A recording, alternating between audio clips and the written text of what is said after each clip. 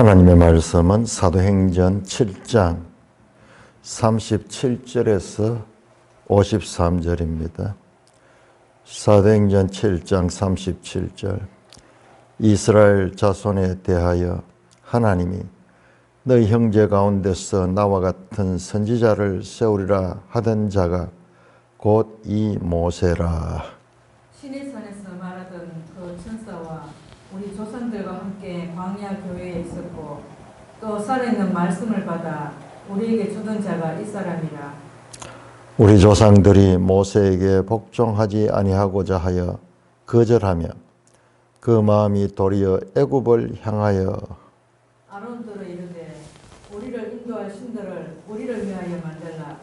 애굽 땅에서 우리를 인도하던 이 모세는 어떻게 되었는지 알지 못하노라 하고 그때 그들이 송아지를 만들어 그 우상 앞에 제사하며 자기 손으로 만든 것을 기뻐하더니 하나님이 외면하사 그들을 그 하늘의 군대 섬기는 일에 버려두셨으니 이는 선지자의 책에 기록된 바 이스라엘의 집이여 너희가 광야에서 40년간 희생과 제물을 내게 드린 일이 있었느냐.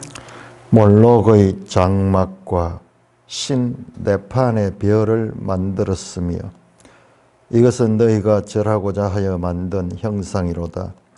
내가 너희를 바벨론 밖으로 옮기리라 함과 같으니라. 광야에서 우리 조상들에게 선거의 장막이 있었으니 이것은 모세에게 말씀하시니가 명하사 그가 본 그 양식대로 만들게 하신 것이라. 우리 조상들이 그것을 받아 하나님이 그들 앞에서 쫓아내신 이방인의 땅을 점령할 때 여호수아와 함께 가지고 들어가서 다윗 때까지 이르니라. 다윗이 하나님 앞에서 은혜를 받아 야곱의 집을 위하여 하나님의 처소를 준비하게 하여 달라고 하더니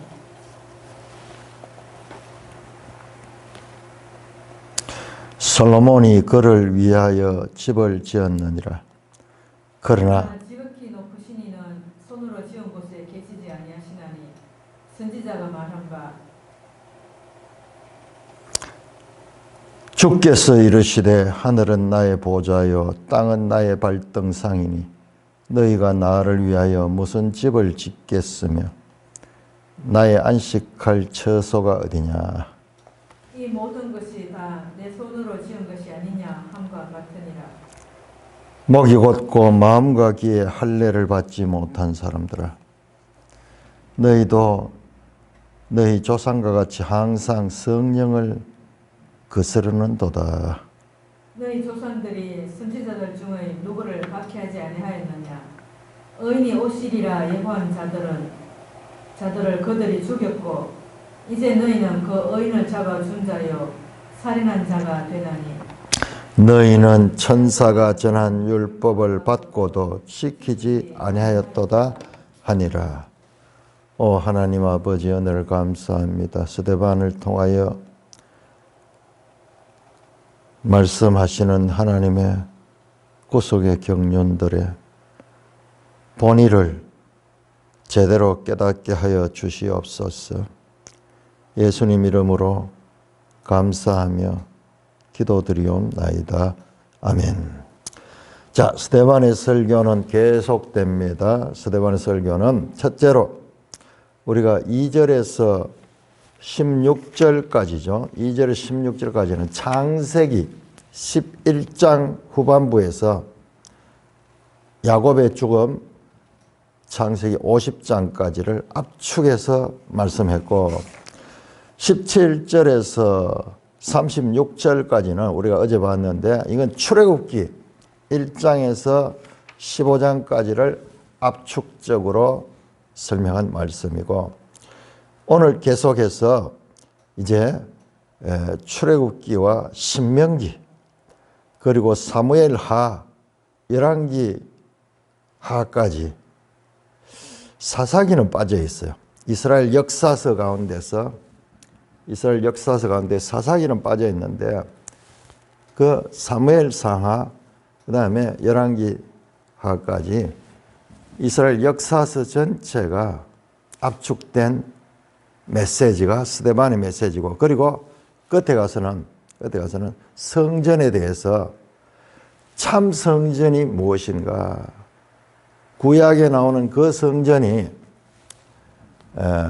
의미를 바르게 가르치고, 그 성전은 궁극적으로 참 성전이 아니다. 손으로 만든 그런 성전 안에 하나님이 갇히시는 분이 아니다.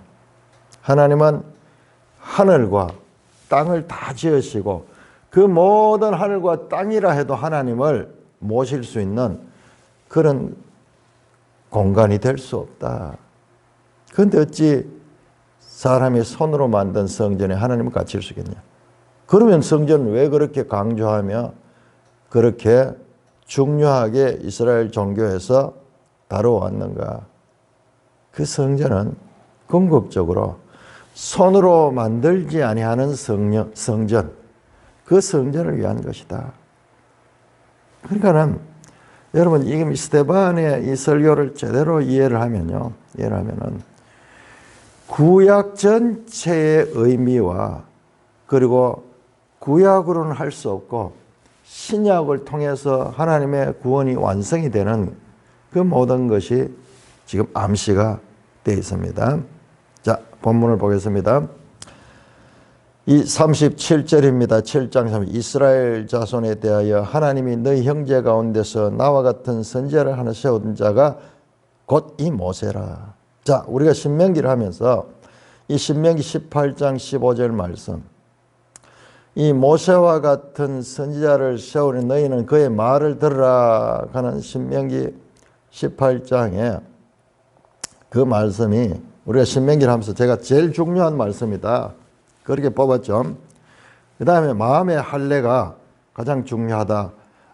신명기 전체에서는 하나님이 율법을 줬지만은 다 이스라엘이 그 율법을 지키지 못해요. 그러면은 뭐냐? 모세와 같은 선지자를 통해서, 또한 마음의 할례를 통해서 할 수 있게 하는. 여러분, 신명기 그 내용 34장까지 전체 내용을 압축해가지고 두 개를 뽑아냈습니다. 모세와 같은 선지자, 그리고 마음의 할례. 이걸 뽑아냈어요. 그런데 사도행전 들어오면서 이 두 가지가 지금 다 나타나는 거예요. 두 가지 다. 성령으로 세례를 받는 것은 마음의 할례. 그 다음에 모세와 같은 선지자는 누구냐? 바로 예수 그리스도다. 이건 앞에서 베드로가 이미 설교하면서 말씀했습니다. 사도행전 3장 22절 보겠습니다. 3장 22절. 모세가 말하되 주 하나님이 너희를 위하여 너희 형제 가운데 나와 같은 선지자 하나를 세울 것이니 너희가 무엇이든지 그의 모든 말을 들을지어다. 누구든지 그 선지자의 말을 듣지 아니한 자는 백성 중에 멸망을 받으라 하고, 또 사무엘 때부터 이어 말한 모든 선지자로 이때를 가는데 너희는 선지자이잖아. 자, 그러면서 그 선지자 말씀드렸죠. 그 선지자에 대한 말씀.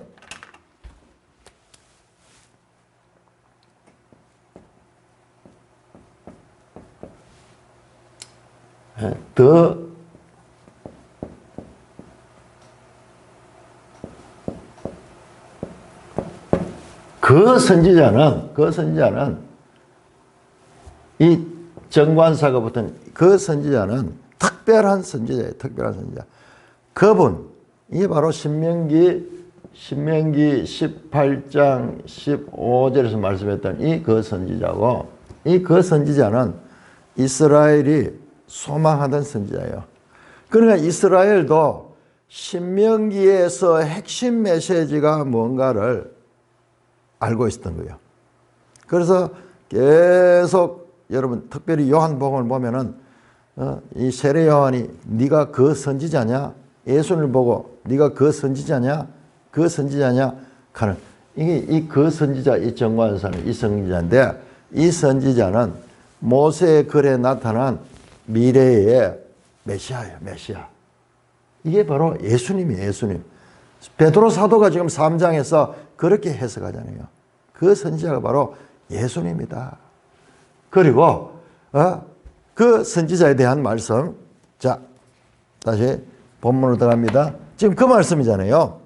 다시 스데반도 이 그 선지자에 대해서 먼저 너희 형제 가운데서 나와 같은 선지자를 할 세우다. 나와 할 때 여기서는 모세의 글이니까는 모세와 같은 선지자예요. 그런데 그 자가 바로 곧 이 모세라. 시내산에서 말하던 그 천사와 우리 조상들과 함께 광야교에 있었고 또 살아있는. 자, 그 나와 같은 선지자를 세우리라 했던 사람이 모세라고 분명히 말씀하죠. 그러면은 이 모세는 바로 나와 같은 그 선지자의 모세는 뒤에 나오는 내용을 보면요. 그림자예요. 왜냐 그러면 보세요. 신에서는 말하던 그 천사와 우리 조상들과 함께 광야교에 있었고 또 살아있는 말씀을 받아 우리에게 주던 자가 이 사람이다. 모세가 하나님 말씀을 받아가지고 그런데 여기에 더 정확하게 우리 구약에서 안 나왔던 내용이 나와요. 천사를 통해서 받았다고 되어 있어. 모세가 광야교회라는 단어가 희한한 단어가 나오죠. 구약의 교회가 어디 있어요. 그런데 광야교회라고 그렇게 스데반이 해석합니다.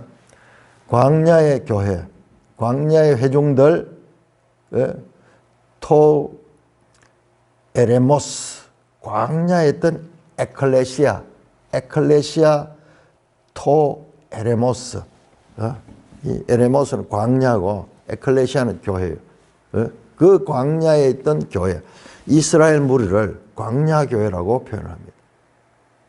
살아있는 말씀을 받아서 생명의 말씀이죠. 살아있는 말, 생명의 말씀을 천사를 통해서 받았다고 되어 있어요. 시내산에서 말하던 그 천사. 그러니까 우리는 구약 성경에 신에서 하나님이 직접 말씀했는 것으로 그렇게 이 구약성이 나와 있는데 이 스데반은 천사를 통해서 말했다고 말합니다. 자, 이와 같은 것은요. 사도 바울도 마찬가지예요. 사도 바울도 그 천사를 통해서 말씀했다고 전하고 있습니다. 우리 한번 찾아볼까요? 갈라디아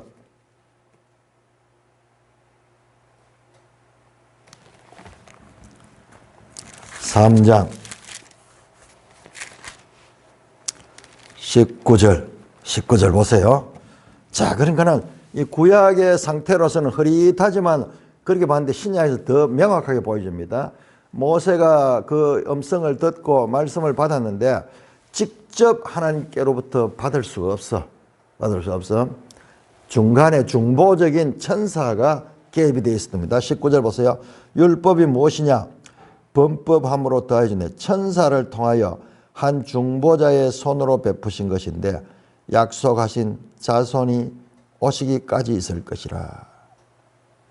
그 중보자는 한편만 위한 자가 아니냐. 하나님은 한 분이라. 그러면서 이 율법이 우리 구약 성경에 보면은 그냥 주어졌다고 알고 있는데 천사를 통하여 주어졌다. 모세가 하나님께로부터 받았는데 그런데 그냥 흐릿하게 그렇게 해야지 신약에서는 그 모세가 천사를 통하여 받았다. 간접적으로. 왜냐하면은 사람이 하늘 앞에 이 죄인이 하늘 앞에 설 수가 없어요. 직접 음성을 들으면 감당을 못해요. 간접으로 들어도 감당하지 못해요. 시내산에서 그 십계명의 소리가 하늘로부터 임하여서 그럴 적에 이스라엘 백성들이 견디지 못했잖아요.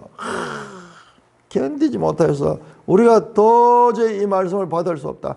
모세 네가 올라가가지고 그걸 받아가지고 우리에게 전해달라. 근데 모세가 전해주는데도 얼굴에 빛이 나가지고 이스라엘 백성들이 모세를 얼굴을 볼 수가 없어. 그래서 수건을 가리고 전할 정도로 하나님의 그 영광의 빛 앞에 우리 죄인들이 설 수 없어요. 모세도 설 수 없었던 것 같아요. 그래서 이 천사를 통하여 그 말씀을 받아가지고 이스라엘 백성들에게 전해준 자가 모세다 이 말이야. 모세를 왜 이야기하냐고 하면 모세가 그림자예요.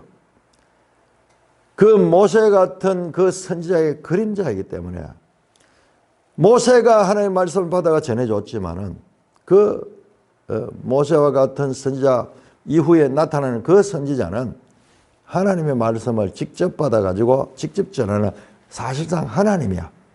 사람으로서는 하나님의 말씀을 직접 받을 수가 없어요. 그런데 예수님께서 요한복음에서 말씀하면 내 말은 내 말이 아니고 나를 보내신 아버지의 말씀이다. 예수님은 직접 그 아버지께로부터 말씀을 받아서 그렇게 전했던, 그래서 예수님 자체가 말씀이야. 이거는 우리가 신비의 영역이기 때문에 우리가 인간의 이해력으로 이해할 수 없는 니플라우트 하나님의 개념이에요. 하나님 개념. 그럼 모세하고는 비교가 안 되죠. 모세는 인간이고 예수님은 하나님이야. 직접 하나님의 말씀을 받아서 전해주신 그 신명기에서 말하던 이 모세와 같은 선지자 장차올 그의 말을 듣지 아니하면 멸망하고 그의 말을 들으면서 살 것이다. 그 선지자가 바로 예수님인 것을 지금 스데반이 다시 반복하는 거예요. 베드로도 말씀했고 지금 스데반도 지금 여기에서는 예수님을 직접 가르치냐면 뒤에 나오는 내용과 연결되니까는요. 궁극적으로 예수님을 가르치고 모세의 역할은 뭐냐 그러면 그림자와 같은 것이다. 모세도 살아있는 말씀을 받아 전해줬는데 그분은 참 생명의 말씀 되시는 분 직접 오셨다. 39절입니다. 우리 조상들이 모세에게 복종하지 아니하고자 하여 거절하여 그 마음이 도리어 애굽으로 향했듯이 궁극적으로는요. 모세의 말씀도 불순종했어요. 이스라엘 백성들이.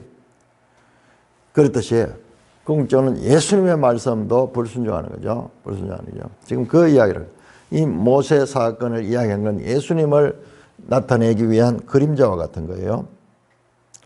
거절하여 그 마음이 도리어 애굽을 향하여 아론들을 이르되 우리를 인도할 신을 우리를 위하여 만들어 애굽 땅에서 우리를 인도한 이 모세는 어떻게 모세가 이제 십계명을 받고 그다음에 그 이 하나님의 말씀을 받으러 시내산 꼭대기로 올라갔는데 거기에서 이제 기록된 돌판에 십계명을 받아 내려오죠. 그리고 40일 동안 거기에서 이 금식하면서 하나님 말씀을 받아서 내려오는데 그런데 하루 이틀 지나고 막 한 달이 지나도 소식이 없고 그러니까는 이스라엘 백성들이 모세 어디에 된지 모르겠어 죽었는 모양이다 그러면서 그거를 참지 못하고 밑에서 송아지를 만들어 가지고 우상숭배하는 이게 출애굽기 32장에서 34장까지 내용이죠. 자, 이야기를 합니다. 41절 그때 그들이 송아지를 만들어 그 우상 앞에 제사하며 자기 손으로 만든 것을 기뻐하니. 자, 여기서 우리가 중요한 표현이 하나 나오는데 성경적인 관용적 표현입니다. 손으로 만든 것.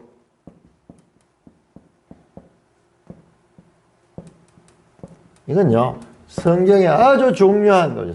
손으로 만든 것. 사람의 손으로 만든 것. 사람의 손으로 만든 것. 그 다음에 사람의 손으로 만들지 않은 것. 여러분 다니엘서를 보면은 다니엘 2장에 그 신상이 나오는데 거대한 신상인데 그 신상을 깨뜨리는 돌이 나오는데 그 돌이 사람의 손으로 하지 아니한 돌이 나타나서 그 신상을 무너뜨립니다. 그러니까 사람의 손으로 만든 것과 사람의 손으로 만들지 아니한 것 이게 아주 중요한 대조적인 의미를 갖긴데요. 이거는 사람으로부터 나오는 것이고 사람의 손으로 만들지 아니한 것은 위로부터 오는 거예요. 하나님께로 오는 거예요. 그래서 이 개념을 우리가 잘 알아야 돼요. 자, 그래서 사람의 손으로 만들어 가지고 우상을 만들고 그걸 기뻐하고 거기 춤추고 노래하고 막 그렇게 했죠. 그 출애굽기 32장에 나오는 내용입니다. 42절 하나님이 외면하사 그들을 하늘 군대 섬기는 일에 버려두셨다. 하나님이 이스라엘 백성들을, 그 우상을 숭배하는 이스라엘 백성들을 그냥 내버려 두셨습니다. 내버려 두셨습니다. 그런데 여기는 조금 비약이 있습니다. 자, 이 내용은 출애굽기 32장을 이야기하면서 출애굽기 32장에서는 모세가 적극적으로 중보를 해가지고 그 백성들을 구해주죠. 그 우상 숭배했는 자들은 많이 죽고, 그 다음에 그 백성들을 구원하고, 모세가 중보적인 역할을 해서 그래서 멸망하지 않도록 합니다. 그렇지만 지금 여기 나오는 이야기는 그보다도 더 훨씬, 지금 이제 구약 성경 전체를 압축하고 있는 거예요. 결과적으로는 그들이 또 출애굽 불과 석 달 만에 이와 같은 우상을 만들죠. 그 역사 가운데 또 그렇게 계속. 그러자 하나님이 외면하사 그들을 내버려 뒀다. 그들을 그냥 우상 숭배하는 대로 그냥 내버려 뒀는 거예요. 이거는 무서운 거예요. 차라리 징계를 하는 것이 좋지, 그냥 내버려 두는 것은 완전히 이제 가망이 없는 거예요. 이는 선지자의 책에 기록된 바 이스라엘 집이여 너희가 광야에서 40년간 희생과 제물을 내게 드린 일이 있었느냐. 이 아모스 5장 25절에서 27절 선지자의 책에 기록된, 선지자를 통하여, 이건 출애굽기 내용이 아니고 선지자 아모스를 통하여서 말씀했던 그 말씀. 지금 방금 이야기했던 출애굽기 32장은 한 사례고, 처음 일어났던 그 우상숭배고, 그 이후에도 역사를 통해서 계속 우상숭배를 한다. 그래 하나님께서 40년간 희생과 제물을 내게 드리느냐, 몰록의 장막과 신 네판의 별을 만들었으며 이것은 너희가 절하고자 만든 형상이라. 사람의 손으로 만들어서 우상 숭배를 하는 거예요. 몰록은 이 모압의 그 신이에요. 모압의 신. 그 신전, 장막이니까는 그 신전을 가리키고, 레판의 별, 신 네판의 별, 이거는 성경이 여기 처음 나오죠. 처음 나옵니다. 자, 우리 한번 찾아볼까요? 아모스 5장 우리 한번 찾아봅시다.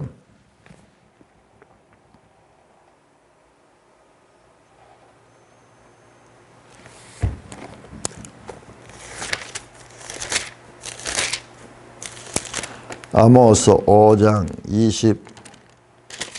25절부터 자 보세요. 유명한 말씀 바로 뒤에 나오네요. 오직 정의를 물같이 공의를 마르지 않는 강같이 흐르게 할지어다. 이스라엘 족속아, 25절입니다.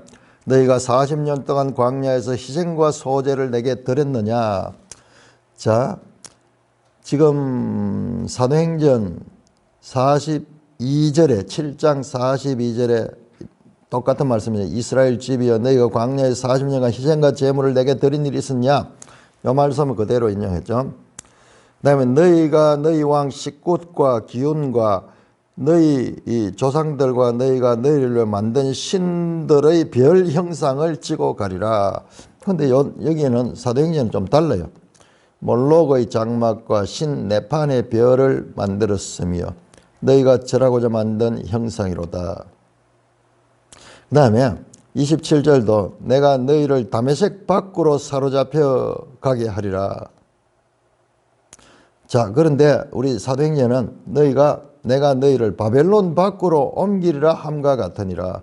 분명히 아모스 5장을 인용을 하는데 조금 변화가 있어. 첫째로 변화가, 자, 몰록의 장막과 신 네판의 별을 받들었다고 43절에 되어 있는데 우리 아모스 5장에는 그게 안 나와요. 식굿과 기운과 너희 우상들, 그리고 너희가 만든 신들의 별 형상, 그렇게 되어 있는데 여기에는 사도행전은 몰록의 장막과 신 네판의 별이라고 되어 있는데 요 차이가 있죠. 요건 왜 그러냐 그러면은 지금 우리가 가지고 있는 이 아모스는 히브리어로 되어 있는 것을 번역했는 거고, 지금 스데반이 사용하고 있는 성경은 뭐냐 하면 헬라어 성경이야. 헬라어 구약 성경이야. 그래서 거기에서 이 식국과 기운 이런 것들을 몰록 그리고 레판 이렇게 헬라식으로 표현했는 거기에서 오는 차이예요. 거기서 온 차이입니다. 그래서 이 본문에서 이런 차이가 나타나는 것은 바로 헬라어 70인역을 지금 스데반이 사용하고 있다. 그러니까는 보세요. 자, 70인역이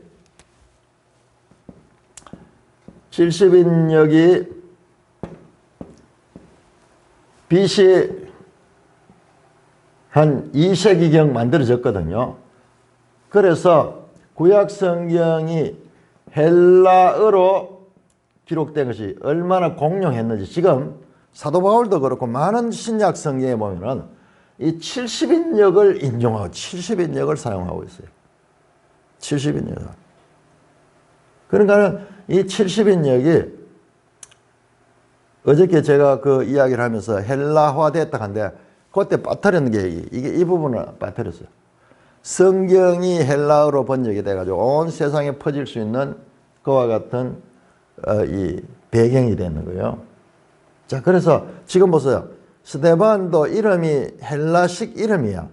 그리고 스데반이 사용하는 성경이 지금 헬라어 구약 성경이야. 자, 그러니까 얼마나 이 당시에 1세기에 헬라화가 이스라엘에서 진행됐는가를 우리가 이런 것을 통해서도 알 수가 있습니다. 자, 그래서 이스라엘 백성의 역사 결론은 우상숭배로 끝이 났다. 그래서 내가 너희를 바벨론 밖으로 옮기려 함과 같으니라. 자, 이 부분도 지금 아모스는 다메섹 밖으로 되어 있는데 여기 바벨론 밖으로 옮기리라. 좀 의역이 있으면서 그 다음에 성경 전체의 결론은 결과적으로는 바벨론 밖으로 쫓겨나가는 거네요. 예. 다메섹은 가깝죠. 바로 위에 있는 거고, 다메섹은. 그런데 바벨론은 그보다 더 멀리 메소포타미아 있던 거죠. 그러니까 우리 이 이야기를 시작할 적에 메소포타미아에서 우리 조상 아브라함을 불러냈던 그 이야기 나왔죠. 지금 여기에 끝부분에는 지금 바벨론 밖으로 쫓겨나가는, 다시 바벨론에서 나왔는데 그 메소포타미아 갈대아 우르가 바벨론이에요. 거기가 바벨탑이 있던 그 지역이 바벨론이에요. 그런데 거기에서 나와서 가나안 땅에 들어와서 지금 이 땅에 있는데, 여기에서 이스라엘 역사에서 그렇게 왔다가 다시 바벨론 밖으로 쫓겨나가는, 그래서 이스라엘이 온 땅에 흩어지는 그 사건을 이야기를 하고 있습니다. 그러니까 이스라엘 역사 끝이 뭐냐 그러면 출발이 바벨론에서 나왔다가 다시 바벨론으로 돌아가는 그것이 구약성경 것이다. 도대체 뭐지? 하나님이 아브라함을 그렇게 귀하게 불러내가지고 뜻을 일으켜가지고 백성을 만들고 이런 다시 끝이 백성이 다시 바벨론으로 옮겨가는 그 사건을 보고, 그러니까 우리가 구약성경을 통해서 이게 도대체 무슨 말이냐, 너무 황당한 것을 절실하게 깨달아야지 성경을 제대로 아는 사람이에요. 그 성경을 제대로 아는 거예요. 그런 의문을 가지지 않으면 성경을 몰라요. 신약을 이해할 수 없어요. 자, 그러면서 이야기가 이때까지는 역사 이야기고, 다음에 44절부터는 이제 성막과 성전에 대한 이야기로 이어집니다. 성막과 성전이자, 자, 이 앞에 나왔던 이야기는 모세와 연관된 이야기. 물론 아브라함부터 시작해가지고 조상이 나왔지만 궁극적으로 모세 이야기가 중심을 이루고 있습니다. 자, 그 다음에 두 번째로 나오는 이야기는 성전에 관한 이야기, 성전 성막에 관한 이야기입니다. 자, 여러분, 이게 아주 중요한데요. 요 두 가지, 스데반 설교가 가져온 이 두 가지 주제, 모세에 관한 것과 그리고 성막에 관한 것, 다시 6장으로 돌아가 보세요. 6장으로. 6장. 자, 이스라엘의 이 거짓 정언들이 이 스데반을 고발했는 내용이 두 가지예요. 딱 그것을 지금 해석해 주는 거예요. 자, 보세요. 13절. 거짓 증인들은 이 사람이 이 거룩한 곳과, 이 거룩한 곳은 성전입니다. 성전과 그 다음 율법을 거슬러 말했다. 율법을 거슬러 말했다. 바로 모세의 율법이죠. 이 두 가지를 지금 그들이 스데반을 고소하는 제목이야. 두 가지 주제의 제목이라. 근데 스데반의 설교가 보면은 그들이 고소한 그 두 가지 제목을 풀어주는 그와 같은 내용이라는 것을 알 수가 있습니다. 결과적으로 스데반은 모세의 율법을 거스르는 자가 아니에요. 그 참 뜻을 가리키는 자예요. 오히려 반대로 모세의 뜻을 거스른 것은 이스라엘 조상들과 그리고 현재 이스라엘 백성들이 모세의 뜻을 거스르고 있다고 지금 간접적으로 지적하고 있는 거예요. 자, 두 번째로 이제 광야에서 우리 조상들에게 증거의 장막이 있으니, 증거의 장막은 성막을 이야기합니다. 왜 성막을 증거의 장막이라 이야기했냐? 그 안에 증거궤가 있죠. 증거궤가 법궤예요. 법궤. 하나님의 말씀을 담고 있는 그 법궤. 그러니까 하나님의 임재를 상징하는 거죠. 그 안에 그래서 성막이라고 합니다. 그 지성소 안에 증거의 장막, 이 증거궤는 지성소 안에 있고 이 성막 전체를 증거의 장막이라고 합니다. 이것은 모세에게 말씀하시니가 명하사 그가 본 그 양식대로 만든 것이다. 모세에게 말씀하시니 하나님 말씀했죠. 그런데 더 구체적으로 보면 천사를 통하여 말씀하셨어. 중보자가 중간에 있어서 천사를 통하여 말씀했는데 그 성막을 만들 때는 사람의 고안이 아니고 철저하게 모세가 본 양식 그대로 만들었다. 이게 강조되죠. 그래서 성막은 사람이 만들었지만은 하나님의 양식을 따라 하나님께서 설계도를 준 그대로 만드는 거예요. 크기라든지 색깔이라든지 모든 재료라든지 모든 그 만드는 방법들조차도 어떤 것은 이 쇠를 녹여 부어서 만들어야 되고 어떤 것은 두드려 가지고 그렇게 펴야 되고 그 다음에 어떤 것은 천으로 해야 되고 어떤 것은 목재로 하고 어떤 것은 노수로 해야 되고 어떤 것은 다른 금을 통해서 금을 입혀야 되고 그 다음에 나무도 이 재를 조져 조각목을 사용해야 되고 뭐 이러면서 쫙 있는 이 모든 것들이 사람의 경험이나 사람의 이 관점이 아니라 하나님이 준 양식 그대로 만들겠다. 사람의 감정이 들어가면 안 되고 사람의 기호가 들어간 게 아니라 철저하게 하나님께서 만들한 양식대로 만들었다. 45 우리 조상들이 그것을 받아 하나님이 그들 앞에서 쫓아내신 이방인 땅이 정말 여호수아와 함께 가져다 이 성막을 그렇게 만들어 가지고 지금 이 긴 내용을 압축해 가지고 그 다음에 이걸 성막을 다 만들어 가더니 가나안 땅에 들어갈 적에 신명기가 끝나고 이제 가나안 정복할 때에 이 성막을 앞에 세우고 여호수아가 함께 가지고 들어가서 다윗때가 성막을 같이 가지고 갔다. 특별히 전쟁할 때 법궤를 앞세우고 갔던 그런 내용 나오죠. 이동식으로 되어 있죠. 성막은. 그래서 레위인들이 그 성막을 이동해서 언제까지 여호수아 때 들어가서 다윗 때까지 성막이 있었다. 사무엘하 7장 2절 보면은 다윗이 이제 왕궁을 짓고 난 다음에 이 나라가 이제 통일이 되고 그다음에 국방이 막강해지고 온 세계가 부러워하는 그런 나라가 되었을 적에 갑자기 다윗이 이제 그런 생각이 야 나는 이렇게 좋은 백향목 왕궁에 살고 있는데 모세 때 지은 저 성막은 바깥에 천막으로 되어 있거든요. 500년 정도가 지나서 얼마나 낡았겠어요. 그래서 다윗이 그 성막에 대한 감동을 가지고 저 성전을, 저 성막을 큰 건물로, 저런 이동식 그 천이 아니라 건물로, 가죽이나 뭐 이런 거로 되어 있죠.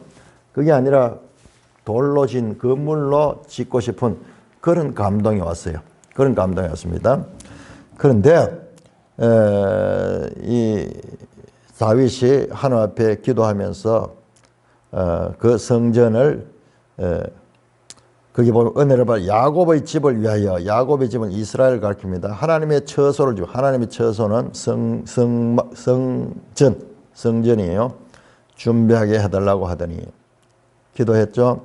그러니까는 하나님께서 말씀하신 사무엘하 7장이 전부 그 내용이죠.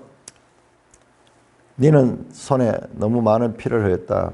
네 자식이 이걸 짓게 될 것이다.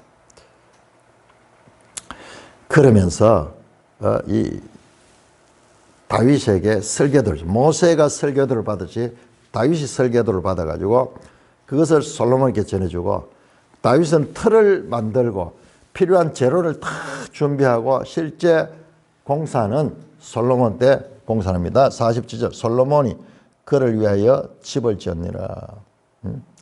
바로 그것이 바로 성전입니다. 성전, 솔로몬 성전이죠.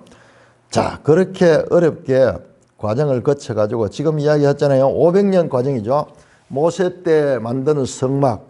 자, 그게 한계로 왔고 다시 그래서 이 솔로몬 때 성전, 건물 성전을 지었는데 이 성전이 얼마나 위대한가를 이야기할 줄 알았더니 갑자기 역전접속사가 나와가지고 뒤집어 엎어버려요. 그러나 이스라엘이 그렇게 공들여서 지은 그 성막을, 그러나 지극히 높으신 이는 손으로 지은 것에 계시지 않다. 자, 손으로 지은 것이 아니라 여기에는 하나님이 계실 수 없다는 거예요. 손으로 지은 것이 아니다. 여기 아주 중요한 이 성경적 이 관용적 표현입니다. 이걸 알아야 돼요. 이건 손으로 지은 것에 하나님은 계실 수 없다. 그럼 뭐냐? 모세 때 만든 거예요. 이거는 손으로 짓지 않는 참 성전의 이게 그림자다. 손으로 짓지 않는 참 성전은 사람이 볼 수 없는 거야. 그런데 그것을 처음부터 그것을 제시를 하면 사람들이 도저히 이해할 수도 없고 믿을 수도 없고 알 수도 없어. 그러니까 모형적으로 손으로 만든 것을 보여줬는 거예요. 궁극적으로 이거는 목적이 아니고 이것은 결과적으로 참성전은 사람의 손으로 짓지 않은 거예요. 손으로 짓지 않은 것. 이건 뭐냐? 그러면 손으로 짓지 않은 것은 위로부터 온 것, 위로부터, 하늘로부터, 하나님께로부터 온 거예요. 자, 이거는 사람으로부터 온 것이고, 자, 우리는 지금 사도행전 전반부를 공부하면서 얼마나 베드로의 설교나 스데반의 설교에서 하나님과 사람의 이 관계를 철저하게 하나님 우선으로 정립하고 있는 것을 봐요. 초대교회의 가르침의 핵심이 이거예요. 이거 하나님과 사람의 철저한 이와 같은 구별. 이것으로는 할 수 없어. 이것이라야지 할 수 있는 거예요. 그래서 지금 이 이야기를 하려고 하는 거예요. 지금까지 이 건물 이야기를 쭉 하면서 실제로 이야기하는 것은 손으로 짓지 않은 이 성전을 이야기하는 겁니다. 하나님께서 이렇게 말해서 그렇게 어렵게 지었는데 하나님이 48절에 지극히 높으신 이는 손으로 지은 것에 계시지 아니니. 이거 하면 이 성전을 지을 때 솔로몬이 이와 같이 기도할 때 이렇게 말했어요. 실제로 내가 손으로 지은 이 건물에 어떻게 하나님이 거하겠습니까? 그러나 하나님이시여 우리가 이 성전을 향하여 기도하고 이 성전에서 우리가 무릎 꿇고 우리가 하나님께 기도하고 하나님께 제사 드릴 때 하나님 이 성전에서 받아주소서 했지만은요, 솔로몬 자신도 이 성전이 하나님의 이 처소라고 실제적인 처소로는 그렇게 보지 않았습니다. 자, 우리 한번 찾아볼까요? 열왕기상 8장 27절. 열왕기상 8장은 솔로몬이 이제 성전을 다 건축하고 난 다음에 그 이 낙성식 후에 그 기도하는 장면입니다. 솔로몬이 최종적으로 언약궤는 새로 만들지 않았어요. 성막 때 서던 것을 그대로 성전 지성소 안에다 옮겨놓고 난 다음에 이제 끝났습니다. 그 다음에 12절부터 솔로몬이 이제 기도하는 내용이 나오는데 12절 보세요. 그때 솔로몬이 이르되 여호와께서 캄캄한 데 계시겠다 말씀하잖아. 내가 참으로 주를 위하여 계실 성전을 건축하였사오니 주께서 영원히 계실 처소로소이다. 그렇게 이야기를 하면서 지금 기도하기 시작합니다. 자, 그렇지만은 27절에 가시면요. 27절에 쭉 이제 성전 건축에 하나님 계신다고 그렇게 했는데 27절에 가면은 그런즉 이스라엘 하나님이여 원하건대 주는 주의 종 내 아버지 다윗에게 하신 말씀을 확실하게 하시옵소서. 27절 보세요. 하나님이 참으로 땅에 거하시겠습니까? 하늘과 하늘들의 하늘이라도 주를 용납하지 못했거나 하물며 내가 건축한 이 성전이오리까. 그러나 내 하나님 여호와여 주의 종의 기도와 간구를 들어오시오. 종이 주 앞에서 부르짖어 빚는 기도를 들어주소서. 솔로몬도요, 자기가 성전을 지었지만은요, 하나님이 이 성전 안에 제한되는 분이 아니라는 것을 확실히 알고 있어요. 그런데 기도하면은 주께서 30절 주께서 하늘에서 들으시라 하네요. 주는 하늘에서 들으시고 32절 33절도 이 성전에서 주께 기도하고 간구한 주는 하늘에서 들어. 주는 어디 계셔? 하늘에 계세요. 36절도 주는 하늘에서 들으시고 39절도 주는 계신 곳 하늘에서 들으시고 43절도 주는 계신 곳 하늘에서 들으시고 45절도 주는 하늘에서 그들의 기도와 간구를 들어. 사람의 손으로 만든 이곳에 계시지 않아요. 이것은 하나의 상징적인 것이고 실제로 하나님은 하늘에 계십니다. 하늘에. 우리 인간들의 눈높이에 맞추어서 그냥 성전 속에 계시는 것으로 그렇게 가르치지만은 계속 보세요. 49절도 주는 계신 곳 하늘에서 그들의 기도와 간구를 들으시고 하나님은 하늘에 계시지 사람의 손으로 만든 이 성전에 제한되는 분이 아니야. 그러면서 이사야서 66장을 인용을 합니다. 이 모든 것이 다 내 손으로 지은 것이 아니냐. 주께서 하늘은 나의 보좌여 땅은 나의 발등상이니 너희가 나를 위하여 무슨 진을 짓겠느냐. 나의 안식할 처소가 어디냐.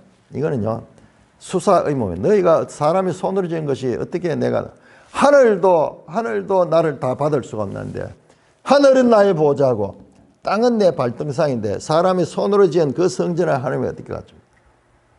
그러면 뭐냐? 지금까지 이스라엘 백성들에게 강조해서 성전이 뭐냐? 이것들은 다 모형과 그림자다. 그런데 너희는 이 성전 자체에 매여가지고 이 성전을 우상시하고 이 성전이 하나님을 대체하는 것처럼 성전주의에 빠져 있느냐 그 말이에요. 그 말. 앞에서 했잖아요. 이 성전을 이놈이 무시하고 모세의 가르침을 거스른다고. 모세의 가르침을 거스른 게 아니라 모세의 가르침을 바로 설명하고 있고 이 성전에 대한 것도 참 성전에 대한 것을 지금 바로 이렇게 설명하고 있는 것입니다. 아쉽게도요. 오늘날에 있어서도 이와 같이 모세의 법은 율법은 구약, 그 다음에 복음은 신약 이런 식으로 이분법으로 나누고 있는 거예요. 이 두 가지가 연속됩니다. 연결됩니다. 하나의 모형과 그림자, 실체를 비춰주는 그와 같은 역할이 있습니다. 성전도 마찬가지예요. 성전도 참성전은 뭐냐? 사람의 손으로 짓지 않는 성전, 위로부터 오는 성전인데 이 성전에 대해서 지금 말씀을 하고 있습니다. 자 보세요. 곧 51절 목이 곧고 마음과 귀에 할례를 받지 못한 사람들아 너희 조상같이 항상 성령을 거스른다. 성령 이야기를. 자, 성령을 왜 거스르냐? 그러면 그 앞에 나옵니다. 마음과 귀에 할례를 받지 못한 목이 곧고 교만하고 마음과 귀에 할례를 받지 못하니까 성령이 그 속에 들어가지를 못하는 거예요. 지금 그 이야기를 하려고 하는 거예요. 지금 여기에서는 그 이야기는 안 나오지만은 뒤에 이어지는 내용들 쭉 보고 사도 바울의 가르침을 보면요, 그 이야기예요. 이게 바로 뭐냐? 마음의 할례를 받지 못한 자예요. 마음의 할례. 신명기의 핵심 주제 지금 나왔죠. 그 선지자가 나왔고, 다시 두 번째 신명기의 핵심 주제 마음의 할례라. 마음의 할례. 마음의 할례가 우리가 뭐라고 설명했으면 이게 바로 성령 세례. 성령 세례. 이 성령이 우리 마음 가운데 내주할 수 있는 것이 바로 마음의 할례인데, 그러려고 하면 부드러운 마음, 이 살 같은 마음이 돼야 되는데, 이게 마음의 할례를 받지 못하니까는 이게 돌같이 딱딱하니까는 말씀이 마치 돌 바위에 뿌려진 씨앗처럼 씨가 그 속에 들어가지를 못하는 거예요. 이 간접적으로 그렇게 항상 성령을 거스른다. 이렇게 나왔죠. 자, 여기에서는 아직까지 뚜렷한 게 안 나오죠. 이 이야기를 하고 나니까는 이 스데반을 뭐 더 이상 말 못하게 하고 죽여버린 거예요. 이 핵심은 그거예요. 거기서. 자, 성령을 거스르는 이유가 뭐냐? 마음의 할례를 받지 못해서 그렇다. 그래서 마음의 할례를 받기 위해서는 어떻게 해야 되느냐? 하나님께서 그걸 해줘야 돼요. 그런데 매일 성경 보시면요, 좀 아쉬운 해석이에요. 51절, 53절, 53절의 해설을 보세요. 과거 선지자들을 배척한 조상들처럼 유대인들은 선지자들이 예언한 의인 예수를 배격했습니다. 마음과 귀에 할례를 받지 못한 결과입니다. 마음의 할례 없는 종교 생활에는 생명이 없습니다. 진정한 생명은 마음의 할례, 곧 변화를 수반한 진정한 회개로부터 비롯됩니다. 이것은 종교 생활이 아닌 신앙생활. 아주 기가 막힌 말씀을 하는데, 그런데 이 말씀은 부족해요. 왜냐 그러면은 보세요. 마음의 할례는 변화를 수반한 진정한 회개로부터 시작된다. 그러면요, 내가 진정한 회개를 함으로 말미암아 내가 마음의 할례를 받을 수 있다는 건데, 그렇다면 이 마음의 할례를 행하는 주체가 내가 돼요. 자, 여기에 되게 중요한 겁니다. 여기 아주 예민하면서도 중요합니다. 이 모든 신학 사상을 보면은 여기에서 분명하지 못한 데서 갈라집니다. 자, 그러면은 진정한 마음의 할례를 받기 위해서는 내가 진정한 마음의 회개를 행할 적에 마음의 할례가 있다고 하는데, 이건요, 부족한 설명이에요. 그건 현상이에요. 이 마음의 할례는 하나님께서 하시는 거예요. 하나님께서 하는 거예요. 자, 우리 다시 신명기 30장으로 돌아가 보겠습니다. 자, 신명기 30장 6절 말씀. 신명기 30장 6절 말씀. 내 하나님 여호와께서 네 마음과 네 자손의 마음에 할례를 베푸사 너로 마음을 다하여 뜻을 다하여 내 하나님 여호와를 사랑해서 너로 생명을 얻게 할 것이다. 이 마음의 할례를 하는 주체가 하나님이시요. 하나님이죠. 지금 사도행전 지금 이 모든 내용도 바로 오순절날 하나님이 성령이 임함으로 말미암아 이 모든 일들이 일어났고, 스데반 자신도 하나님에게서 성령 충만하게 받음으로 말미암아서 스데반이 지혜와 총명을 가지고 이와 같이 말씀하는데, 우리가 인간적으로 표면적으로 보면 전부 사람이 하는 거예요. 그러나 성경의 가르침은요, 그 사람들이 하는 그 근원은 보이지 않는 하나님의 주권적 역사, 구원은 하나님께 속한 것이야. 그래서 사람들이 도저히 이해할 수도 없고 받아들이지 못하는 게 뭐냐 그러면 애정론. 하나님의 주권적 창세전에 선택하시고 역사 가운데서 그를 불러내 가지고 그에게 믿음을 갖게 하시고 회개하게 하시고, 이 모든 것들이 하나님의 주권적 역사입니다. 자, 이 부분은 아주 예민하면서도 중요한 부분이에요. 여기에서 분명하게 되지 아니하면은 이게 이 성령으로 시작했다 육체로 마치게 돼요. 사도 바울이 갈라디아서 말하잖아요. 너희가 성령으로 시작했다 육체로 마치겠느냐? 그잖아요. 내가 회개를 하고 내가 주체적으로. 아니에요. 아주 말이 기가 막히게 잘 했는데, 그러나 그 부족한 근본적으로 이 마음에는 하나님의 주권적 역사입니다. 이게 우리가 이해가 안 되는 부분이에요. 이 부분은 이해가 안 되는 부분이에요. 이해가 안 되기 때문에 니플라우트 하나님, 초월적 하나님의 놀라운 은혜로 되는 것입니다. 자, 그래서 너희 조상들이 선지자 중 누구를 박해하지 아니한 자 있느냐? 의인이 오시라 예고한 자를 거두고. 선지자들이 다 이 의인을 예언했는 거예요. 사실상 그 선지자들이 그 이 마음의 할례를 행하시고 그 선지자로 오시는 그분 의인, 오직 의인은 없나니 아무도 없다. 오직 예수 그리스도밖에 없어요. 선지자들이 그 의인을 다 선지자들이 예언했는 거예요. 뿐만 아니라 52절에 이제 그 의인을 예언한 선지자들을 너희 조상들이 죽였고 너희도 죽였고, 뿐만 아니라 너희는 이제 현재 이 말을 듣는 너희는 그 의인을 잡아준 자야. 그 선지자, 그 의인, 정관사가 있는 거예요. 바로 그 의인은 누구냐? 예수님.